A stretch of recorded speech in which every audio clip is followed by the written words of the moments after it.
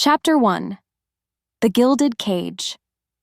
The air in the Alpha's grand hall was thick enough to swallow. It tasted of roasted boar, pine from the great rafters, and 100 competing perfumes that failed to mask the scent of ambition.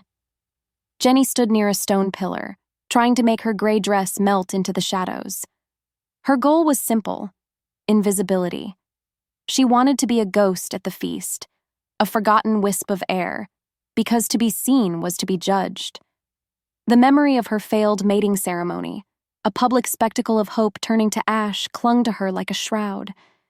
She watched the other she-wolves, their laughter bright and sharp, their hips swaying with the promise of future pups. They were whole. She was a void.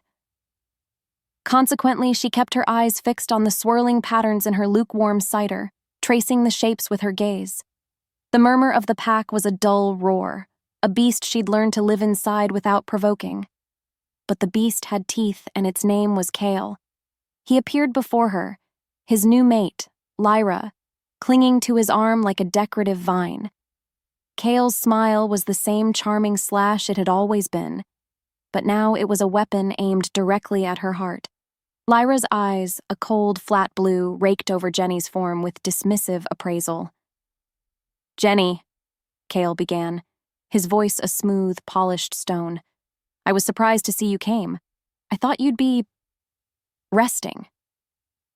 The word hung in the air, heavy with insinuation.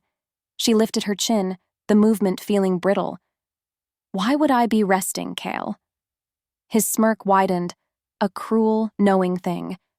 "Oh, I don't know. All that emptiness must be tiring." He gestured vaguely toward her stomach. "An empty house gets drafty, doesn't it? An empty womb must get lonely." The words struck her with the force of a physical blow. The air rushed from her lungs, and the hall's noise faded to a distant hum. Lyra giggled, a sound like splintering glass. Jenny's world narrowed to Kael's triumphant face, the face she once thought she would love forever. She wanted to scream, to claw that smirk away, to show him the jagged ruin he'd made of her. But she was frozen. She was a statue of shame, a monument to being not enough. She had to be strong, had to be silent, had to endure. Suddenly, a change rippled through the hall. It wasn't a sound, but a cessation of it. The boisterous laughter died. The clinking of goblets ceased. The air itself grew heavy, charged with an ancient, terrifying power that made the hairs on Jenny's arms stand on end. Every wolf in the room, from the lowest Omega to Kael himself, stiffened and lowered their gaze. A colossal shadow fell from the high entrance, stretching across the feasting tables and swallowing the firelight. It was a silhouette of impossible size and presence, a darkness that felt more solid than the stone walls around them. No one dared to breathe. The Alpha King had arrived, and that shadow, vast and absolute, was creeping directly toward her. Chapter 2. The Silent Gaze. Following that oppressive silence, the crowd parted like a tide receding from a jagged shore. There, framed by the massive oak doors, stood Alpha King Ethan. He was not just a wolf. He was a myth, made flesh. Taller than any man she had ever seen, with shoulders broad enough to carry the weight of all the packs, he commanded the space without a word. His hair was the color of a moonless night, and his face was carved from hard lines and stark angles, beautiful but unforgiving. He wore simple black leathers, yet they seemed more regal than any ceremonial robes because of the sheer force of the man within them. Whispers followed his slow, deliberate steps. He never attended these minor pack gatherings. Why now? Jenny's heart hammered against her ribs, a frantic drum against the sudden quiet. Everyone knew the stories. They said his eyes glowed with the light of a dying star. They said he could stop a heart with a single command. They said he was cursed, that no mate could ever be destined for him. Kael and Lyra had shrunk away, their earlier cruelty forgotten in the face of true authority. But the king's attention wasn't on them. His gaze, a piercing, startling silver, swept over the room once before landing, impossibly on her. It wasn't a glance. It was a physical weight, a tangible focus that pinned her to the spot. He wasn't looking at her the way other males did, with pity or disdain. This was different. It felt like he was peeling back the layers of her skin, peering past the shame and the brokenness, and seeing something deep inside her she didn't even know was there. A strange scent drifted toward her, ozone after a lightning strike and the deep, clean smell of an ancient forest. What was that? It was a distraction, a confusing note in a symphony of terror. Why would a king, a living legend, single out the pack's most notorious failure? Therefore, her mind raced, searching for an explanation. Had she broken some unknown law? Was she to be made an example of? She felt a flush of heat crawl up her neck, certain that every wolf in the hall was now staring at her, their curiosity 1,000 tiny needles against her skin. She forced herself to meet his stare for a fraction of a second. The intensity she found there stole her breath. It was a raw, predatory focus, an unnerving stillness that promised violence and something else, something she couldn't name. It was too much. This scrutiny, this silent claiming of her attention, was 1,000 times worse than Kael's public mockery. She had to escape. She broke the gaze, her head snapping down as she took a shaky step back. His focus felt like a brand on her skin, hot and indelible. Another step. Another. She turned, her movements clumsy, and fled from the hall. She didn't look back, but she could feel his silver eyes following her, a silent hunter watching its prey. She didn't just want to leave the party. She needed to run from the man who saw too much. Chapter 3. A Touch of Fate. As a result of that suffocating attention, Jenny burst from the great hall into the cool night. The forest beckoned, a familiar sanctuary of tangled roots and whispering leaves. She ran, heedless of the branches that snagged her dress or the stones that bruised her feet. The sounds of the gathering faded behind her, replaced by the frantic pounding of her own blood in her ears.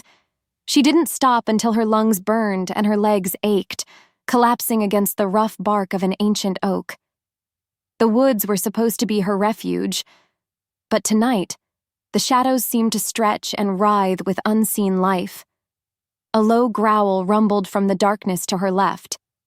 It was not the sound of a pack wolf. This was rougher, edged with a desperate hunger. Jenny froze. 3 pairs of yellow eyes materialized between the trees, attached to lean, mangy bodies. Rogues, outcasts driven mad by solitude and starvation. Fear, cold and sharp, sliced through her.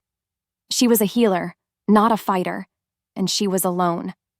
The lead rogue, a hulking brute with a scarred muzzle, took a stalking step forward, a string of drool dripping from its jowls. Its intent was brutally clear. Just as the rogue prepared to lunge, a blur of motion exploded from the deeper shadows behind her. It was silent, fluid, and utterly lethal. Alpha King Ethan moved with a grace that defied his size, a phantom of controlled fury.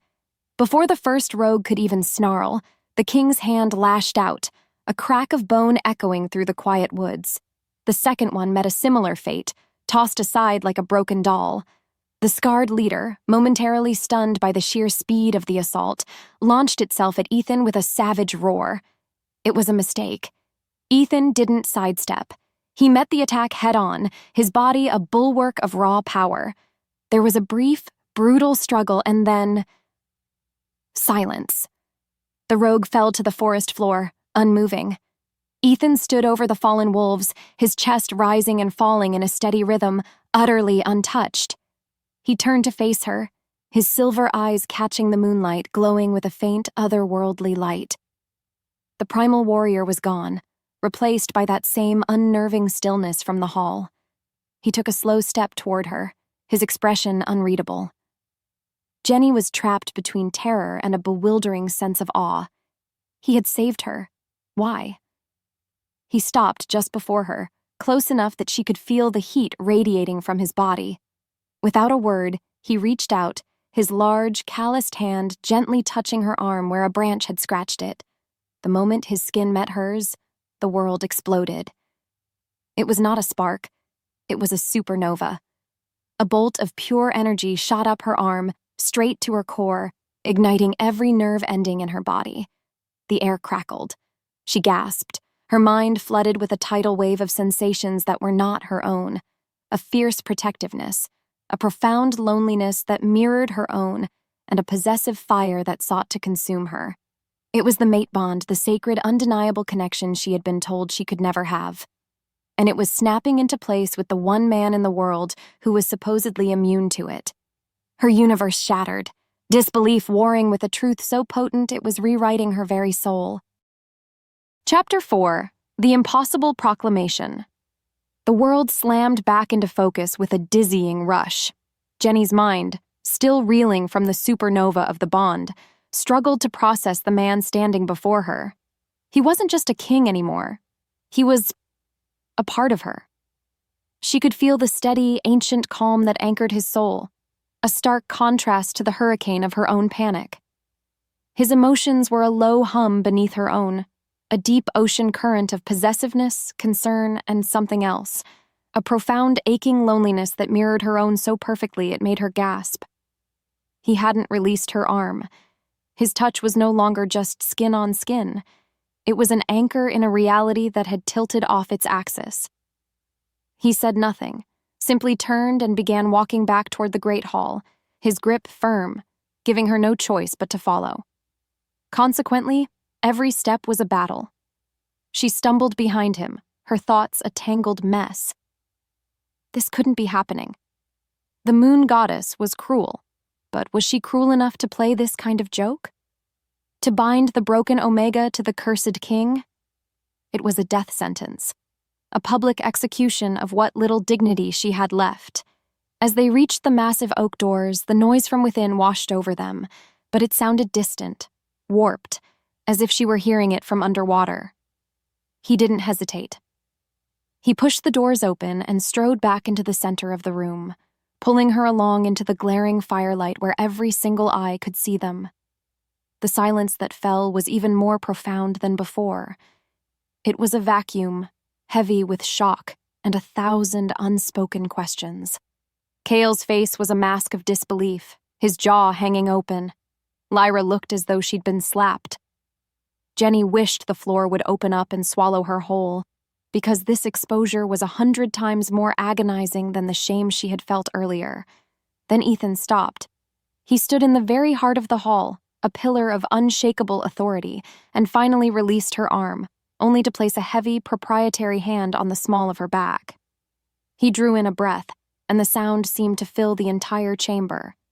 When he spoke, his voice was not a shout, but a low, resonant command that vibrated through the stone floor and up into Jenny's bones.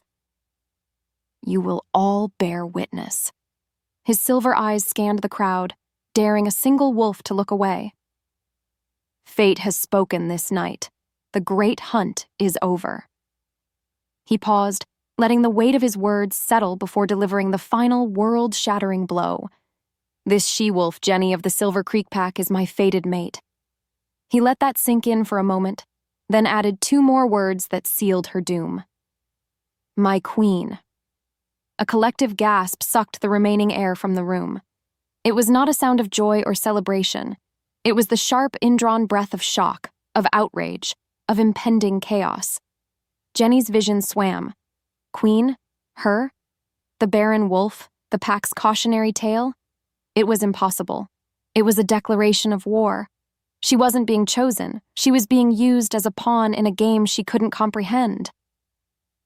The faces in the crowd blurred into a tapestry of horror and envy, and she knew, with a certainty that chilled her to the marrow, that her life was over. The king hadn't just saved her in the woods. He had just condemned her to something far worse. Chapter 5: The Dangerous Certainty. He swept her from the great hall before the stunned silence could break into a roar of questions and accusations. They were in a small, cold antechamber, the heavy door thudding shut behind them, muffling the rising din of the pack. The sudden quiet was suffocating. Jenny wrenched herself away from him, stumbling backward until her shoulders hit the unyielding stone of the far wall. She was cornered, trapped. Her breath came in short, frantic pants. "No," she whispered, the word barely audible. "You can't." Ethan watched her, his expression unreadable, his stillness a terrifying counterpoint to her hysteria. "It is already done." "Take it back," she pleaded, her voice cracking. "Go out there and tell them it was a mistake, a joke, anything." She pushed her hands through her hair, her knuckles white. She had to make him understand the catastrophe he had just set in motion, because he was clearly insane. "They will tear you apart. They'll say you're weak, that you've been bewitched by a defective Omega. You don't want me." She threw the words at him like stones, hoping to build a wall between them. He took a slow, deliberate step toward her. "I do not care what they say." "You have to," she insisted, her voice rising. "I am not queen material. I'm broken." She finally said it, the ugliest truth she owned, the secret shame that had defined her entire existence. She forced herself to meet his gaze, letting him see all the cracks in her soul. "I can't give you an heir, Your Majesty. I am barren." The confession was a poisoned dart, the ultimate reason he should cast her aside. It was her only defense. For the first time, an emotion flickered in those silver eyes. Not pity, but a flash of something dark and dangerous. He closed the remaining distance between them in 2 long strides, placing his hands on the wall on either side of her head, caging her in completely. He was so close she could feel the furnace-like heat of his body, smell that intoxicating scent of storm and forest. "Do you truly believe," he murmured, his voice a low, perilous rumble, "that my line is so fragile it depends on a pup?"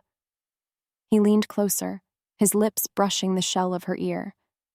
"Fate does not make mistakes. The moon goddess chose you.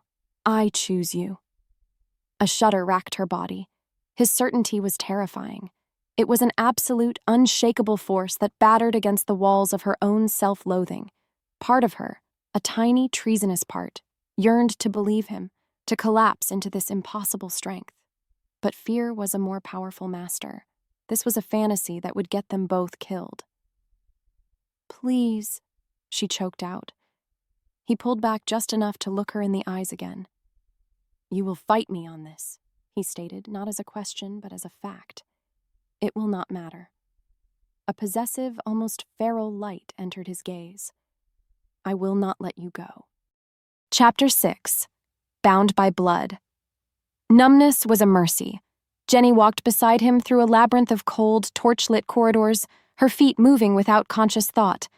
The echo of his final words, "I will not let you go," reverberated in the hollow spaces of her mind. She felt like a ghost, detached from her own body, simply following this overwhelming force of nature who had hijacked her life. He was leading her to a set of secluded chambers, a gilded cage he intended to keep her in. The air was thick with the scent of old stone, beeswax, and the unspoken tension that crackled between them. He hadn't touched her again, but she could feel his presence like a physical touch, a constant, heavy awareness at her side. They rounded a corner into a more secluded hallway, the shadows deeper here, the tapestries on the walls swallowing the light. It happened in the space between one heartbeat and the next. A whisper of movement from a darkened alcove, the glint of steel in the flickering torchlight. A figure lunged from the darkness, not at the king, but directly at her. Time seemed to stretch and warp. Jenny saw a masked face, eyes filled with a fanatic's hatred, and the downward arc of a long, thin dagger coated in some viscous, dark substance. Poison. There was no time to scream, no space to run, but Ethan moved like lightning. He didn't shove her aside. Instead, he spun, inserting his own body between her and the attacker with impossible speed. There was a sickening, wet thud, as the blade, meant for her heart, plunged deep into his forearm. Ethan let out a low, guttural growl, a sound more animal than man, as his other hand shot out, grabbing the assassin by the throat. The fight was brutally short. There was a desperate gurgle, a sharp crack of bone, and the masked figure crumpled to the floor in a boneless heap. Silence descended once more, broken only by the sound of something wet dripping onto the stone floor. Blood. The king's blood. It was a dark, shocking crimson against the pale stone, dripping from the gash in his arm. He stood breathing heavily, not from exertion, but from a rage so profound it seemed to make the very air vibrate. He kicked the dagger away from the lifeless form on the floor before turning his blazing silver eyes on her. The message in them was clearer than any words he could have spoken. This is your world now. This is the danger you face. This is why you cannot be alone. The abstract threat of his enemies had just become terrifyingly real. A dead body at their feet and the king's lifeblood spilled to protect her.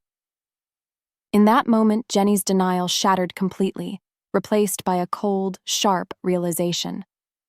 Her old life was gone. Her struggle was no longer about preserving her heart or her solitude. Her new singular purpose had just been baptized in blood she had to survive. Chapter 7. The Serpent's Den. The next few days were a blur of gilded cages and suffocating luxury. Jenny was moved into a suite of rooms so vast and opulent she felt like a field mouse wandering through a cathedral. Silks replaced her rough-spun wool, and servants appeared with silent, unnerving efficiency.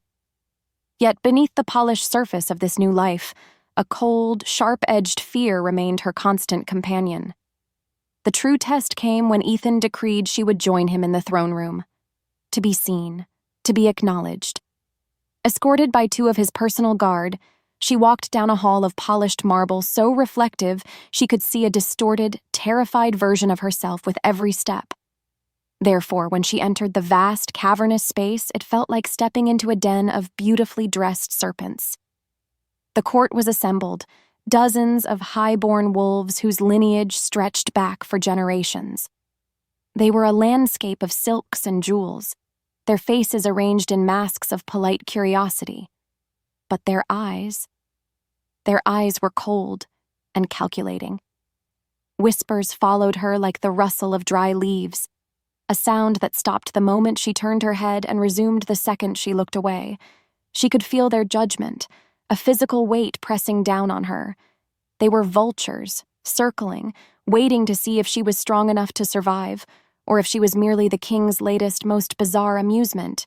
An elegant she-wolf with hair the color of spun gold and eyes like chips of ice stepped forward. Her name was Lady Seraphina, the mate of his chief strategist, and her smile was a beautiful, predatory thing. "Welcome, my lady," she purred, her voice dripping with false sweetness.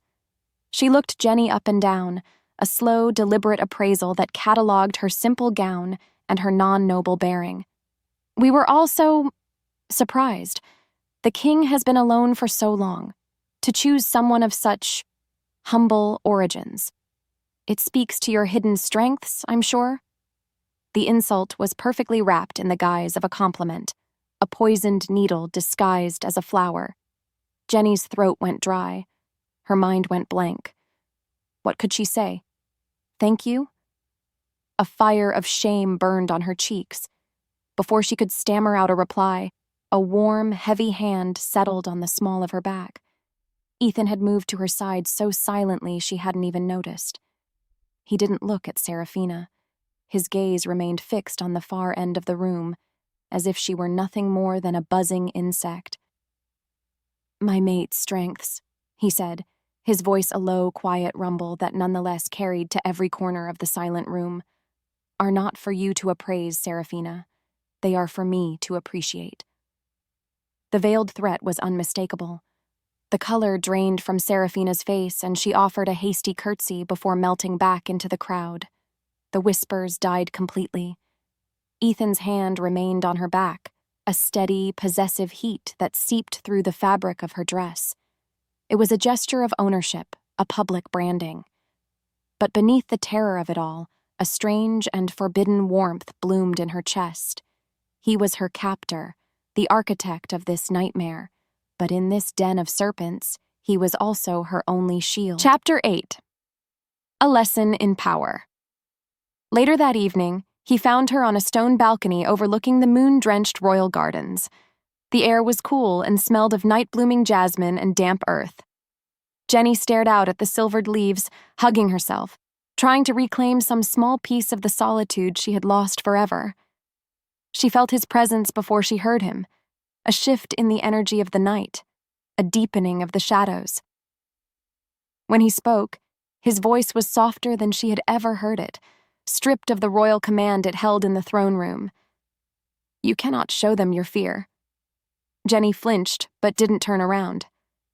"I don't know how to be anything else," she confessed, the words a raw, honest whisper. "I don't belong here. I am not like them." "No," he agreed, stepping to stand beside her, his proximity a potent force that made her skin tingle. "You are not. That is why you were chosen." He was silent for a moment, studying her profile. "But they are predators. They survive on sensing weakness. You must learn to starve them." He moved in front of her then, blocking her view of the gardens. Gently, with a surprising delicacy for a man so large, he placed a finger under her chin and tilted her head up, forcing her to meet his gaze. "Your chin up," he instructed, his voice a low murmur. "Shoulders back." He placed his hands on her shoulders, his touch both firm and careful, guiding them into a posture of confidence she did not feel. The contact was electric. It was not the touch of a king to a subject, but of a trainer, a partner, something far more intimate and confusing. She could see the flecks of charcoal in his silver irises, could feel his breath ghosting across her cheek. The world narrowed to the space between them, a bubble of charged intimacy in the vast, lonely night. Her heart was a frantic bird beating against her ribs. He was teaching her how to pretend, how to build an armor of arrogance she had never wanted. He held her gaze, and for a fleeting instant, the immense power and crushing loneliness in his eyes softened. He was not just the Alpha King, he was a man, and he was looking at her, Jenny, as if he saw a strength in her she couldn't see in herself. Because of this profound connection, the air grew thick, heavy with unspoken things. He leaned in, his head dipping slowly, his gaze dropping to her lips. This is it, she thought, a thrill of terror and longing shooting through her, an almost kiss. The first touch of their lips would be a final, irrevocable seal on her fate. She could feel the magnetic pull, the undeniable chemistry that the bond had forged between them. Her eyes fluttered closed in anticipation. But then, just as she felt the barest whisper of his breath against her skin, he pulled back. He let go of her shoulders, and the spell was broken.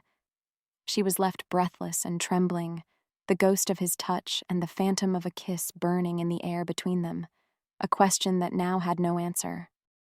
Chapter 9: The Alpha's Shield. The summons had been abrupt.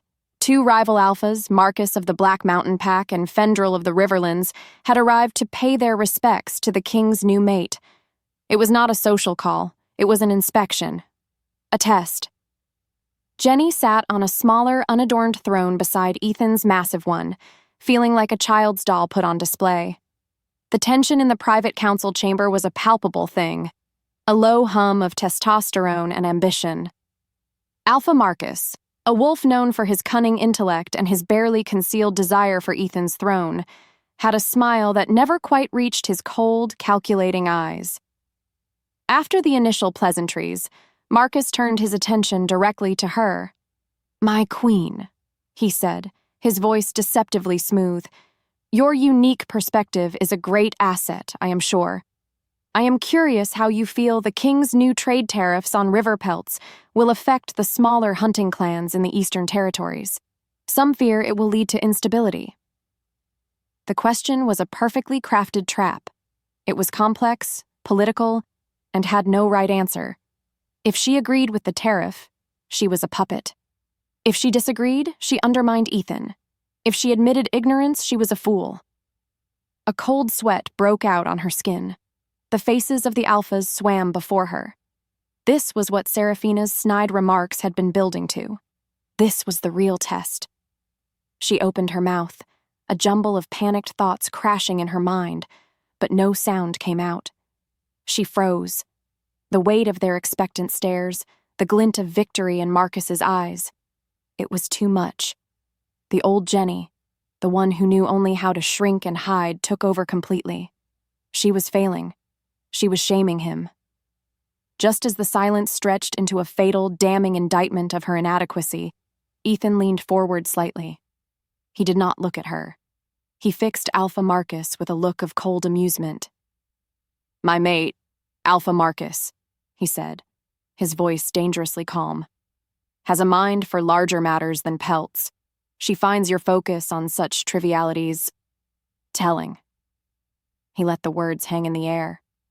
"She was just conveying to me her concern that the Black Mountain Pack's loyalty might be as easily bought and sold as a few furs.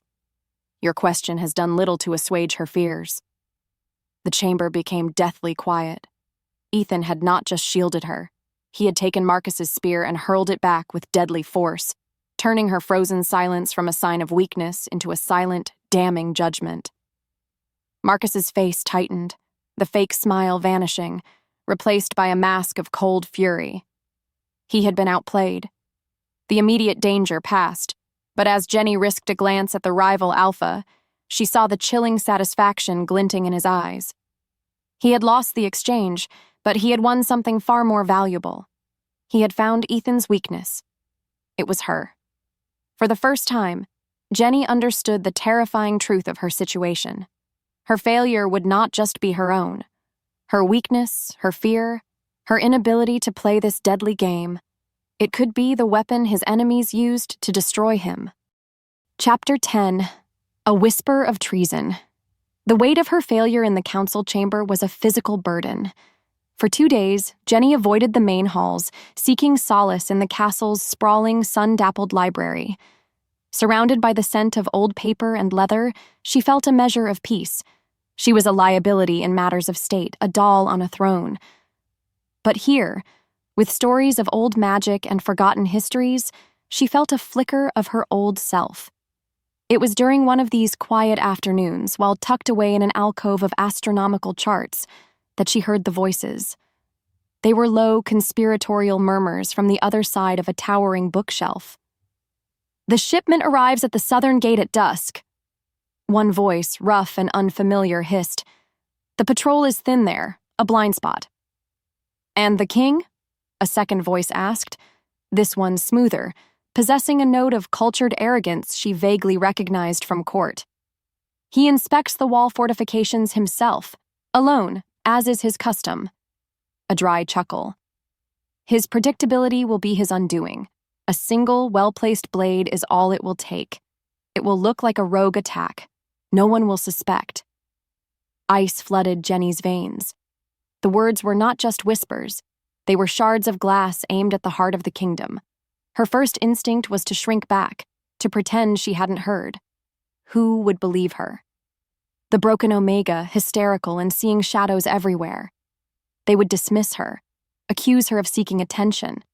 She would become a joke, and in doing so, make Ethan look even weaker for choosing her. Fear was a cold, heavy blanket, urging her to stay silent, to protect herself. But then, an image flashed in her mind. Ethan's blood, dark and stark against the pale stone floor, spilled for her. He had shielded her. Now, the choice was hers.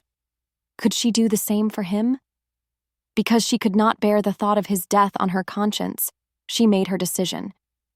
She scrambled from the alcove and ran. She found Ethan in the armory, his advisors, a grim circle of seasoned warriors surrounding him. He was examining a new sword, the firelight gleaming off the polished steel. Every head turned as she burst in, breathless and disheveled. One of the advisors, a grizzled wolf named Lord Valerius, scowled at her interruption. "My queen, the king is occupied with matters of grave importance." "This is a matter of grave importance," she gasped out, her eyes fixed on Ethan. She relayed what she had heard, the words tumbling out in a frantic, desperate rush. She saw the skepticism dawn on Valerius's face, the dismissive glance he shot at the other advisors. They did not believe her. Her heart sank. It was exactly as she'd feared. She had made a terrible mistake. But Ethan had not looked at his advisors. His silver eyes were locked on her, searching her face, not for proof, but for sincerity. He saw the genuine terror there, the fear for him. He placed the sword down with a soft, definitive click. The sound silenced the room. He ignored the doubtful expressions of his most trusted men and took a step toward her. His voice was quiet, yet it held the absolute power of a king. "Show me where you heard this." It was not a request. It was a statement of faith. In that moment, surrounded by warriors who saw her as a fool, the Alpha King chose to trust her word. That single act of belief was more empowering than any crown, a silent promise that perhaps she was not just a liability after all. Chapter 11. The Curse. The plot had been real. A handful of traitors were now rotting in the dungeons, the castle was on high alert, and an unnerving quiet had settled over the royal wing. Ethan had summoned her to his private chambers late that night. The room was Spartan for a king, dominated by a massive fireplace where flames danced and wrestled with the shadows. He stood staring into the fire, his back to her, the tension in his broad shoulders a tangible thing. He had dismissed his guards. They were utterly alone. "You saved my life tonight," he said without turning, his voice a low rumble that seemed to be pulled from the depths of the earth.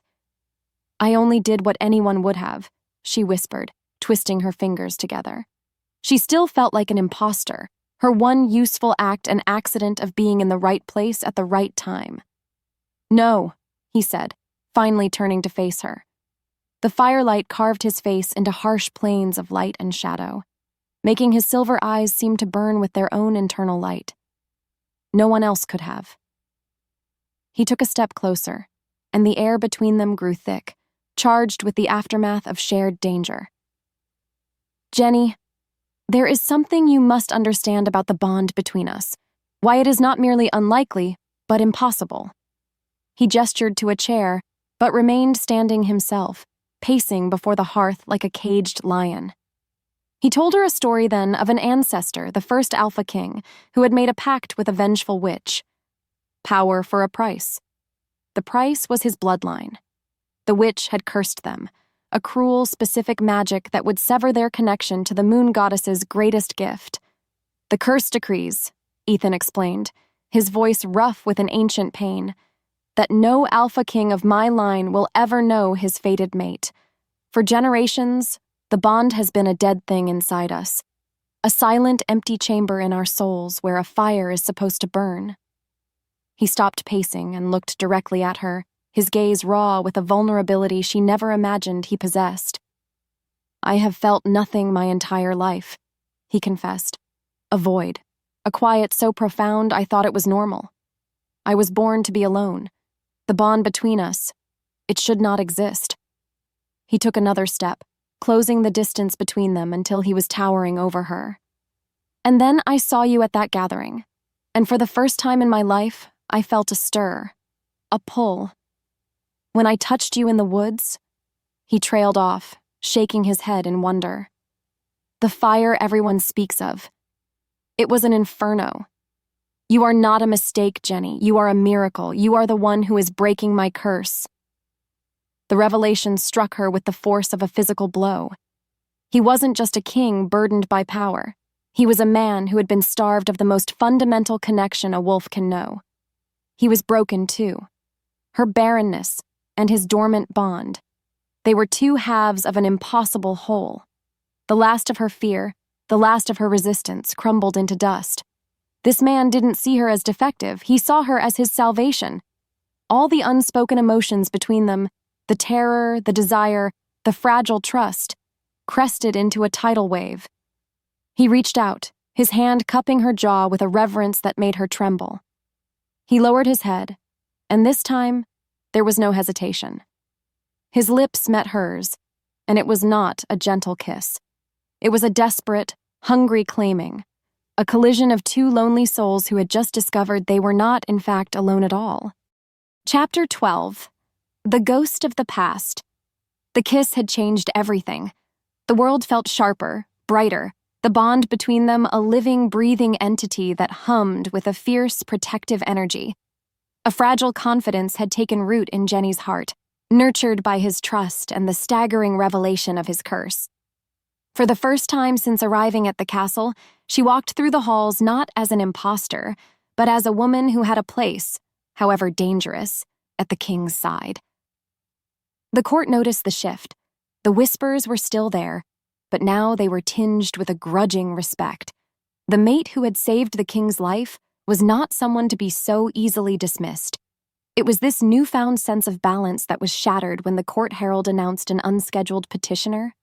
"Kael of the Silver Creek Pack, your majesties," the herald intoned, and Jenny's blood ran cold. She looked at Ethan, who sat impassive on his throne, but she could feel a spike of cold fury through their bond. He gave a curt nod, and a moment later, Kael was striding into the throne room, his head bowed in a show of feigned humility. He stopped before them, dropping to one knee. "My king, my queen," he began, his voice thick with a carefully crafted remorse. He did not look at Ethan. His eyes were fixed on Jenny, and they were filled with a pleading she knew was utterly false. "I have journeyed here to beg your forgiveness. My forgiveness, most of all," he said, his voice breaking. "I was a fool, a blind, arrogant fool. I allowed the pressure of the pack, the obsession with an heir, to cloud my heart. I cast aside the most precious gift the goddess ever gave me." He looked up at her, his expression a perfect mask of a broken man. "He is a king, Jenny. He can offer you a crown. But he cannot know you as I did. He cannot love the girl who used to sneak away to watch the sunrise with me." The words were a calculated assault, meant to remind her of a shared past, to paint Ethan as a cold, political usurper, and himself as the lost true love. A year ago, his speech would have shattered her. Now she felt nothing, a hollow sort of pity. She saw him for what he was, a petty, ambitious male who had realized too late that the stone he had discarded was now the king's diamond. She compared his slick, rehearsed performance to the raw, painful honesty Ethan had shown her in the firelight. There was no contest. When he finished, a hopeful silence filled the room. All eyes were on her. This was another test, a more personal one. Jenny took a breath, feeling the steady strength of Ethan's presence beside her. She did not look at him. She looked down at the man kneeling on the floor, the ghost of a life she no longer wanted. "There is nothing to forgive, Kael," she said, her voice clear and cold, utterly devoid of the trembling uncertainty that had once defined her. "Because the girl you knew is gone. You saw to that. Your apology is not for me, it is for yourself. You may rise." Then she added with a finality that echoed through the throne room, "And you may leave." A wave of shock rippled through the court.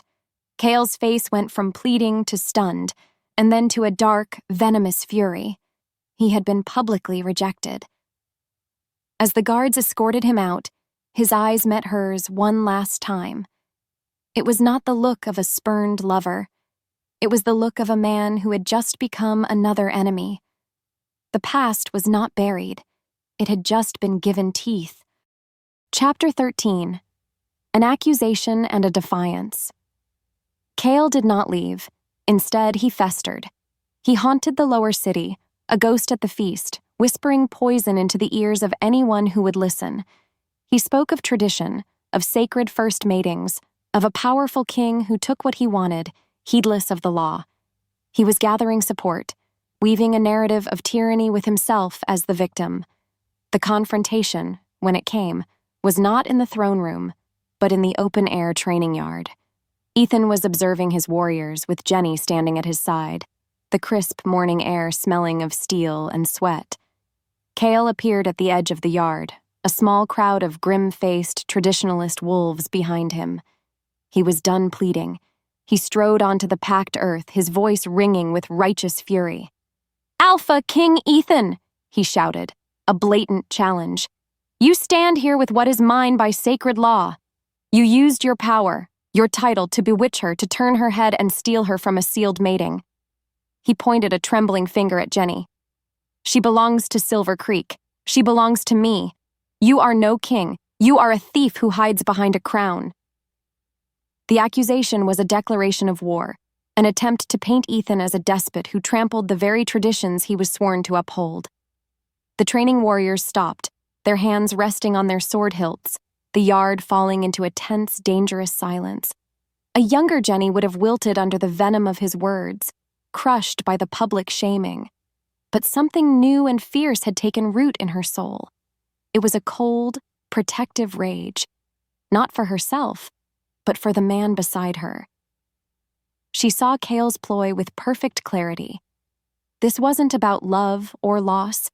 It was about his pathetic, bruised ego. He couldn't stand that the woman he'd discarded as worthless was now seen as a treasure. Before Ethan could issue a command that would prove Kael's point, before he could act the tyrant, Jenny stepped forward. She moved into the space between them, a lone, slender figure against two powerful alphas. She did not look at Kael. She looked at the assembled warriors, at the uncertain faces in the crowd. "The law Kael speaks of is meant to protect a sacred bond," she said, her voice not loud, but clear and resonant, carrying across the yard. "It is not a chain to shackle a she-wolf to a male who sees her only as a vessel for an heir." She finally turned her gaze on Kael, her eyes as cold and hard as river stones. "There was no heart in our mating, only duty. You broke it not when the king claimed me, but when you humiliated me, when you called me empty." Then she did the unthinkable. She turned her back on him completely, a gesture of ultimate dismissal, and faced Ethan. In front of the entire court, she reached out and placed her hand on his chest, right over his heart. The connection of the bond flared between them, a visible shimmer in the air for those sensitive enough to see. "My bond is here. My loyalty is here." Her voice rose, ringing with a strength she never knew she possessed. "My place is with my king, my mate." It was not just a defense, it was a claiming. An Omega, publicly choosing her mate and defying the traditions of 1,000 years. The silence that followed was absolute, the world holding its breath at her audacity. Chapter 14. A Bond Forged in Fire. The aftermath of her defiance lingered in the air long into the night. Back in Ethan's chambers, the silence was no longer tense, but thick with a raw, humming energy.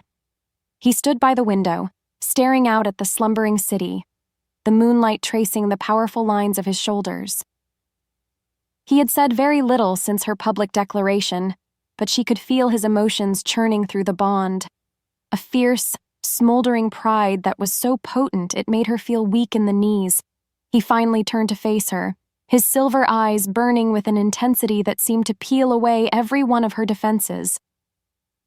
"Today," he said, his voice a low, rough velvet, "in that yard, you were not just my mate. You were a queen."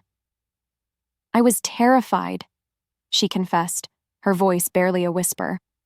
"But I couldn't let him diminish you." "He did not diminish me," Ethan murmured, crossing the room until he stood directly before her. He reached out, his thumb gently tracing the line of her jaw. "He revealed you." The simple words were a balm on every wound she had ever suffered. He didn't see her as a liability or a burden. He saw her as a hidden strength. That look, that single touch, was the final key that unlocked the last of her reservations. The slow burn that had been building between them for weeks finally crested, threatening to flash into a wildfire. This was the point of no return. Because she finally believed she was worthy of him, she rose on her toes and pressed her lips to his. It was a soft, hesitant question that he answered with a groan, his arms sweeping around her, pulling her flush against the hard wall of his chest. The kiss deepened, becoming a desperate, hungry conversation. It spoke of lonely nights and a shared, broken past. It spoke of a future that was terrifying and uncertain, but one they would face together. He swept her into his arms and carried her to the bed, his movements fluid and sure, yet filled with a reverence that made her heart ache. This was not a claiming of power, but an act of worship. As he shed her clothes and then his own, his eyes never left hers, and the emotions that poured through the bond were overwhelming. Awe, gratitude, a desperate need that went far beyond the physical. His hands, the same hands that had ended the lives of traitors and held the fate of the packs, traced the lines of her body as if he were memorizing a sacred text.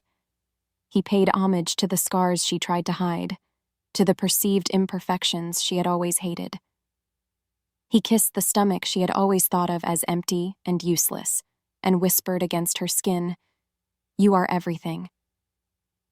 For the first time, Jenny felt not just desired, but whole. She surrendered to him, to the bond, to the breathtaking reality of being loved not in spite of her broken pieces, but because of them. In the heart of the fire, their bond was not just fated, it was forged. Chapter 15. The Serpent in the Garden.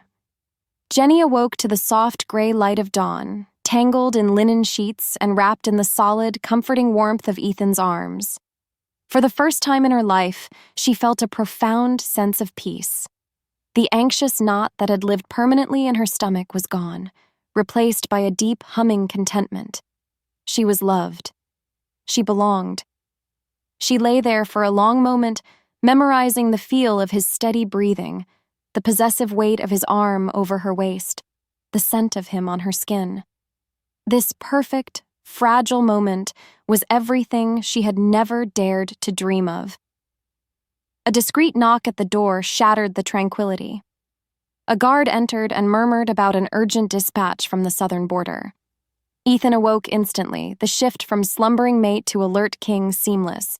He gave her a deep, lingering kiss that promised a return, dressed quickly, and was gone, leaving the vast chambers feeling suddenly empty.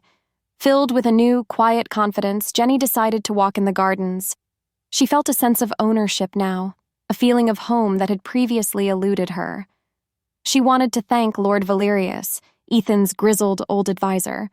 He had been skeptical of her at first, but after she had uncovered the plot, his attitude had shifted to one of gruff, paternal respect. She felt she had, in some small way, earned his trust. As she approached his study in the western wing, she noticed the heavy oak door was slightly ajar. She heard his voice, a low rumble, and paused, not wanting to interrupt. "The shipment was a failure," Valerius was saying, his tone clipped and angry. "But the little Omega bitch has served her purpose. She has him distracted. He trusts her." A cold dread began to seep into Jenny's bones. That was not how Valerius spoke of her. Another voice answered, one that was chillingly familiar, the smooth, cultured arrogance from the library. "His trust is his weakness. Kael's public challenge has stirred the old bloods.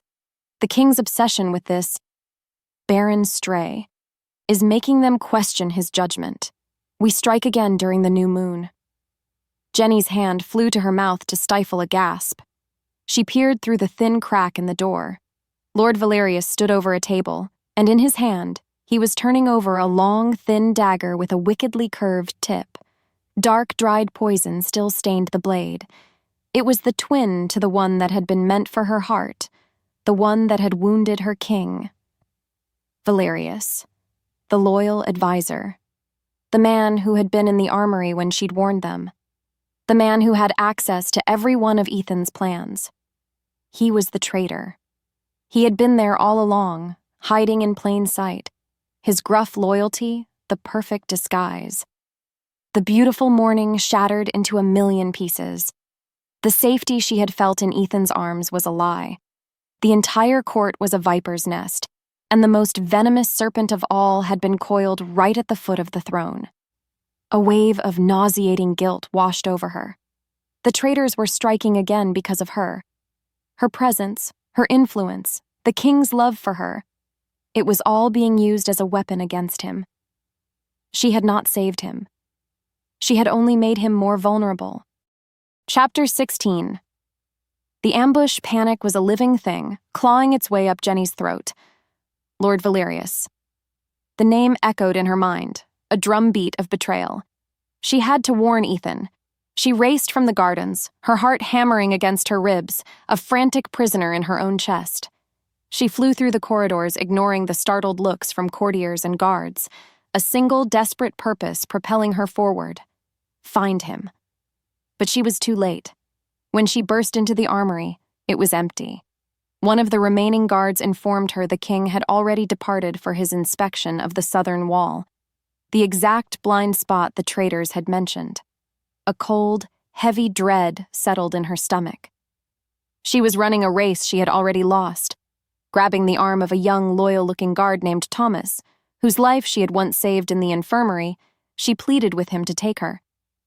He hesitated, but the terror in her eyes must have convinced him. They rode hard, the wind whipping at her face, her mind a maelstrom of horrific possibilities. They arrived at a secluded, crumbling section of the ancient wall, just as the sounds of battle reached them. The brutal, ugly clang of steel on steel and the savage snarls of wolves locked in combat. It had already begun. Jenny scrambled from her horse and crept to the edge of a rocky outcrop overlooking the scene. Her worst fears were a pale imitation of the reality below. Ethan was surrounded. At least a dozen warriors, their faces concealed by grim iron helms, fought with a coordinated ferocity. And leading them, his grizzled face a mask of cold determination, was Valerius. Ethan was a force of nature, a whirlwind of deadly grace. His great sword was a blur of silver, each movement precise, each blow fatal. But for every traitor he cut down, two more seemed to take their place. He was protecting the small handful of his own guards, his body a living shield against the tide of enemies. Jenny was utterly, agonizingly powerless. She was a healer, not a warrior. All she could do was watch in frozen horror, her hands clenched into useless fists. The scent of fresh blood, coppery and sharp, drifted up to her, a sickening perfume of death. This was her fault. She had brought this doom upon him. Her presence had been the catalyst for this betrayal, this slaughter. Then she saw it. An archer perched on a higher section of the wall. As Ethan parried a blow from Valerius himself, the archer drew his bow. The arrow was black, its tip coated in the same dark, viscous poison from the assassin's dagger. "Ethan!" she screamed, the sound torn from her throat, but it was lost in the din of battle. The arrow flew, a black streak of death. Ethan must have heard something in her cry, some note of warning because he started to turn. It wasn't enough. The arrow struck him high in the shoulder, burying itself deep. A choked, inhuman sound of pain was ripped from his chest. He staggered, falling to one knee. His silver eyes, glazed with agony, swept the ridge and found hers. For a single, heart-stopping moment, their gazes locked, and she saw not a king, but a man, her mate, broken and bleeding because of her. Then his eyes rolled back and he collapsed onto the blood-soaked ground. The king had fallen. Chapter 17. The Twist of the Knife. The world became a nightmarish blur of shouted commands, retreating traitors, and the desperate scramble to save the king. They got him back to the castle, to the healer's wing, a trail of his blood marking the path like a grim prophecy. He was alive, but barely. The poison from the arrow was a thing of dark magic, a creeping venom that resisted every poultice, every chant, every desperate attempt to draw it out. It was devouring him from the inside, and Jenny could only sit by his bedside, clutching his cooling hand, her own healing abilities utterly useless against this kind of ancient evil. Every ragged breath he took was a fresh wave of guilt that threatened to drown her. She had stayed there for a day and a night when a hollow, familiar voice pulled her from her vigil. "It's a pity, isn't it?" Kael stood in the doorway of a small antechamber where she had gone to fetch more water. To see a god bleed. He looked different. The feigned remorse was gone, replaced by a cold, triumphant light in his eyes. He had sided with them, with the traitors. "Get out!" she rasped, her voice raw. "Oh, I think you'll want to hear this," he said, stepping into the room. "Because you deserve to know the truth. You've been the star of this tragedy all along, and you never even knew it." He leaned against a tapestry, the very picture of casual cruelty. Did you ever stop to wonder, Jenny? Why you? Why, of all the she-wolves in all the packs, were you the one born barren? It wasn't some random misfortune. It wasn't a punishment from the goddess. He paused, letting the words hang in the air, twisting the knife. It was a design. A cold dread, deeper and more terrifying than anything she had felt before, began to uncoil in her soul. Kael's smile was a venomous slash. Your great-grandmother made a pact with a coven of witches, the same witches who serve Alpha Marcus and bless that arrow. She traded her fertility for a taste of power. The witches cursed her line in return, a curse that would lie dormant for generations, waiting for the perfect moment to bloom, waiting for a daughter of her line to be fated to an Alpha King of Ethan's bloodline. It couldn't be true. It was a lie. A monstrous, twisted lie. The curse, Kael continued, savoring every word, was that you would be born barren. You would be broken in a way that would make you crave acceptance, crave a powerful mate.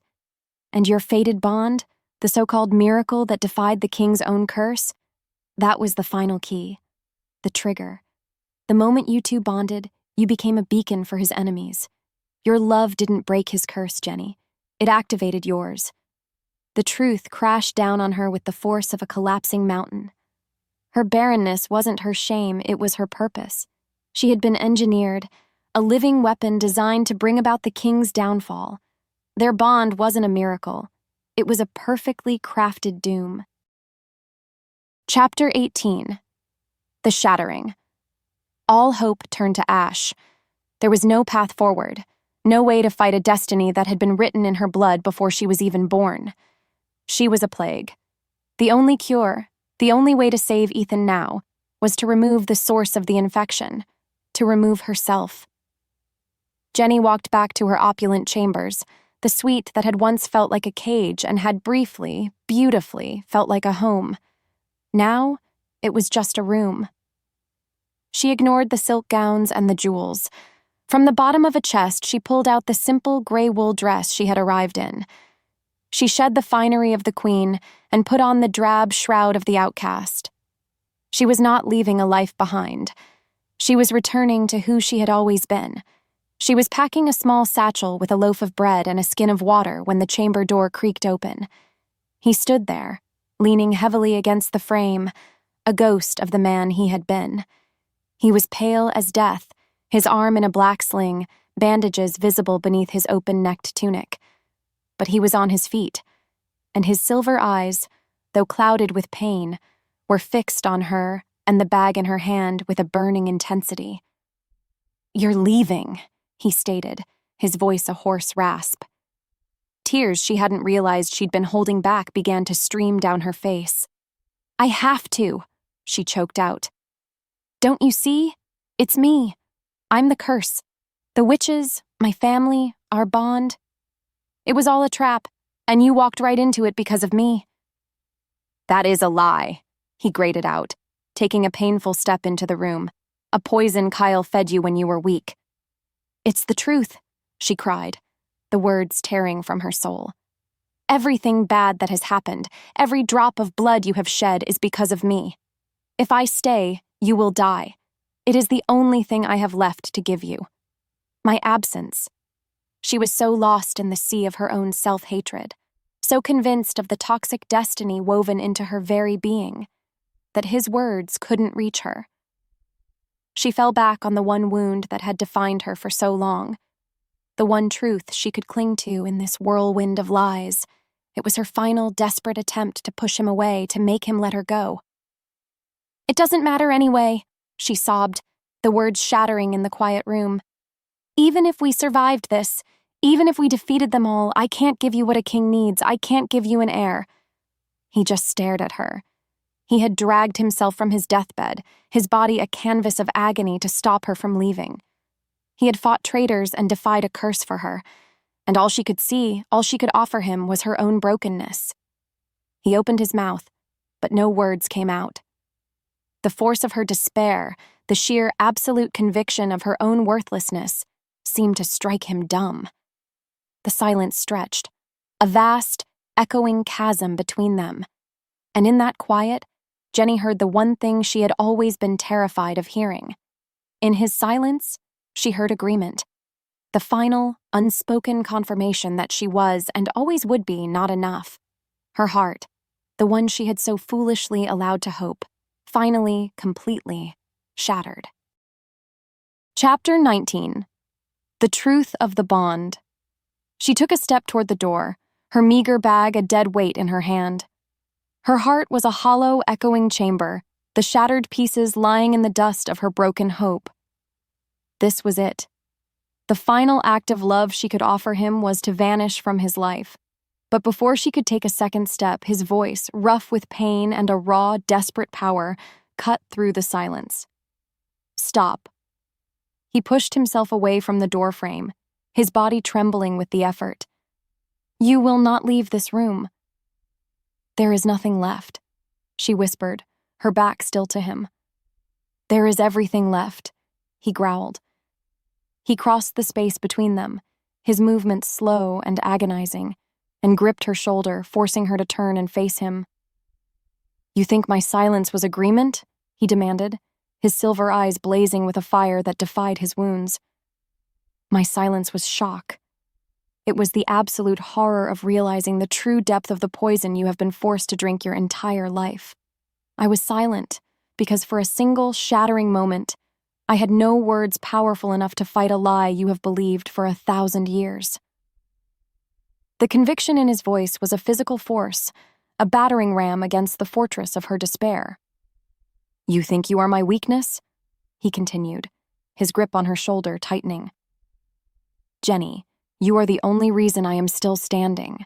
You are the only reason I have a life left to save. He explained then, the words pouring from him in a torrent of fierce, desperate truth. His curse was not just a lack of a mate.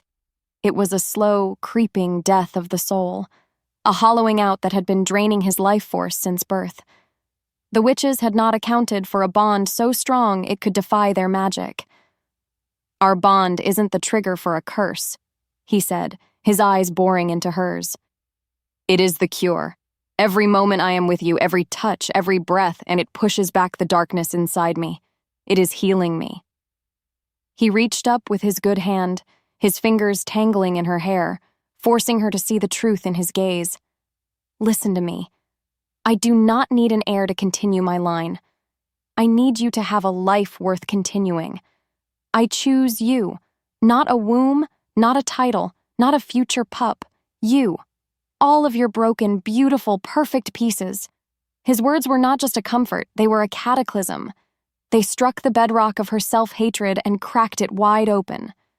A single, painful ray of light pierced through the suffocating darkness. Could it be true? Could her deepest wound actually be her greatest strength? She looked at him, truly looked at him, at the pain he was enduring, at the raw, desperate love in his eyes. And she made a choice. She chose to believe him. The satchel dropped from her numb fingers, thudding softly onto the carpet. She sagged against him, a sob tearing from her chest, not of sorrow, but of a painful, overwhelming, cathartic release.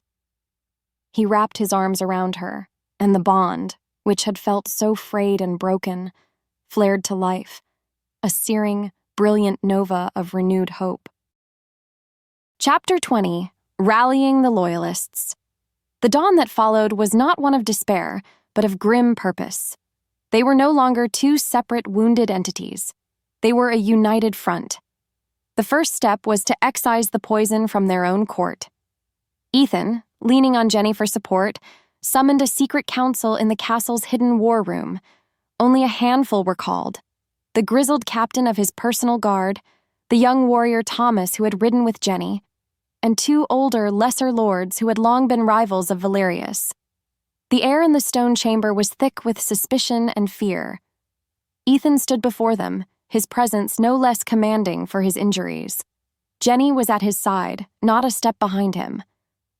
Lord Valerius is a traitor, he announced without preamble, his voice ringing with cold iron. A wave of shock and disbelief washed over the small group. Valerius was a fixture, a man renowned for his loyalty. Before their skepticism could take root, Ethan turned his head slightly. "My mate will tell you what she witnessed." All eyes fell on Jenny. The old fear, the instinct to shrink away, was a distant ghost. She met their gazes, one by one. In a clear, steady voice, she recounted every word she had overheard in Valerius's study. She described the dagger, the mention of Kael, the plot to strike again at the new moon. When she finished, the guard captain still looked troubled. "My queen, your word is compelling, but Valerius is cunning. He will deny it. We need more than an overheard conversation to move against a man of his standing." This was her moment. This was where she proved she was more than just the king's weakness. "The arrowhead that struck the king," she said, her healer's mind taking over. "The poison on it had a faint scent of frost bloom, did it not?" The captain nodded slowly. "Frost bloom only grows on the highest, coldest peaks of the Black Mountains, Alpha Marcus's territory." She then looked at Thomas. "And the traitors who ambushed you? Did you notice the fletching on their arrows? Was it gray and black?" The young guard's eyes widened. "Yes, my queen, the mark of the Black Mountain archers." She had connected them. Her quiet observation had forged the first solid link in the chain of treason. The last of the doubt in the room evaporated, replaced by a cold, hard fury. Jenny was no longer just a victim or a lover. She was a strategist, a witness, an asset. A plan began to form, not of defense, but of attack. They would use the traitors' own timeline against them, laying a trap that Valerius and his allies would walk right into. And as the loyalists began to debate troop movements and strategies, Jenny was in the thick of it, her voice quiet but sure, a queen helping to lead her people to war. Chapter 21, The Queen's Mark. The eve of the battle descended upon the castle, a heavy blanket of anticipation and dread. The air hummed with the sound of sharpening steel and murmured prayers. Every soldier, every servant, was preparing for the violence that the dawn would bring. In the midst of this controlled chaos, Ethan and Jenny found a moment of quiet solitude in his chambers, the place where she had shattered and where he had pieced her back together. The fire crackled, casting dancing shadows on the walls, a silent witness to their final, peaceful moments. Jenny felt a strange, profound calm. The fear was gone, burned away by the fires of purpose and a love she now knew to be unbreakable. She turned to Ethan, who was watching her, his expression a mixture of awe and fierce devotion. "Fated bonds are the will of the goddess," she said softly, her voice resonating with a newfound authority. "But a partnership is the will of two wolves. It must be chosen, forged, made equal." In their culture, the tradition was absolute. The male marked the female, a brand of possession, a claim of protection. It was a beautiful ritual, but it was unbalanced. "You are my king," she continued, stepping closer until she could rest her hand on his heart, feeling its steady, powerful beat. "And you are my mate, but I am your queen, not your subject, not a treasure to be protected behind walls. Your partner." From a small sheath on her belt, she drew a tiny, razor-sharp silver blade, its edge gleaming in the firelight. Before he could fully process her intent, she made a swift, shallow cut on her own bottom lip, a single bright bead of crimson welling up. His eyes widened, not in alarm, but in sudden, profound understanding. A slow, breathtaking smile touched his lips. He tilted his head, baring the powerful column of his neck and shoulder to her, an act of ultimate trust and submission. She leaned forward, and with a fierce, possessive tenderness, she sank her teeth into the spot just above his collarbone, marking him, claiming him as her own. It was not a bite of passion, but a seal of an unbreakable pact. A declaration to the world, to the gods, to their enemies, that he was hers to defend just as she was his. A blinding, incandescent power surged through the bond, a shockwave of pure energy that left them both breathless. It was a new magic, a magic born not of ancient curses or fated accidents, but of a chosen, defiant, and absolute love. They broke apart, both trembling, both marked. He reached up and gently touched the new mark on his shoulder, then brushed the small cut on her lip with his thumb, a gesture of infinite reverence. They stood together, equals, facing the coming dawn not as a king and his consort, but as two halves of a single warrior soul. The stage was set. The battle for their kingdom, for their lives, for their love, was about to begin. Chapter 22. War of Wolves' dawn broke cold and gray, the sun a pale, hesitant smear on the horizon. The air in the castle courtyard was still, yet it vibrated with the tense, coiled energy of a predator about to strike. This was not a place of execution. It was an anvil where the fate of the kingdom would be forged in blood and steel. Jenny stood on the battlements overlooking the main gate, a vantage point she had chosen herself. She was not a warrior destined for the front lines, but she would not hide. She was a healer, and her battlefield was here, organizing the reserves, directing the flow of supplies, and preparing to mend the bodies the fighting would surely break. The trap was set. Now, they waited. The horns sounded shortly after sunrise, a mournful, brazen cry from the approaching traitors. They emerged from the woods, a formidable army led by Alpha Marcus, with Kael at his side and Valerius directing the siege engines. They expected to find a castle in chaos, a king weakened, and a court divided. They found a silent, waiting fortress. The battle, when it erupted, was a maelstrom of sound and fury. The clash of swords, the splintering of shields, the savage snarls of wolves in their shifted forms, it all blended into a single deafening roar. Jenny's heart pounded in time with the war drums, but her hands were steady. She directed healers, comforted the terrified, and worked with a calm, fierce efficiency she never knew she possessed. From her vantage point, she saw Ethan. He moved through the battle not just as a king, but as a legend, his great sword a blur of silver, his presence a rallying point for the loyalists. He and Jenny were a different kind of whole now. He was the sword, and she was the shield, and through the hum of their bond, she felt his strength, and he, hers. But the traitors were desperate. Seeing their primary assault falter, Valerius executed a secondary plan. A small, elite group of warriors, using a concealed passage Valerius alone knew of, breached the inner wall. Their target was not the king. It was the queen.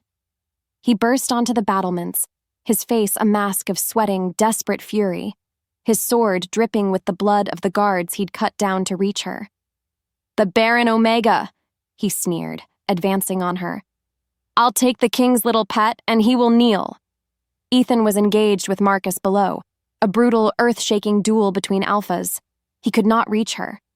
For a heartbeat, the old, freezing terror seized her. But then she looked at the pouch on her belt. She was not a warrior. She was a healer. And a healer knows poisons as well as cures. As Valerius lunged, she did not scream or flee. She reached into her pouch, grabbed a handful of finely ground wolf tooth powder, and threw it directly into his face. He roared in agony as the caustic dust hit his eyes, blinding him instantly. He swung his sword wildly, and in that moment of confusion, she drew the small, sharp blade she used for cutting herbs and bandages and lunged forward, sinking it deep into the exposed tendon behind his knee. He collapsed with a howl of pain and rage, utterly incapacitated. She stood over him, breathing heavily, the bloody knife in her hand, having proven her worth not with the strength of a warrior but with the wisdom of a healer.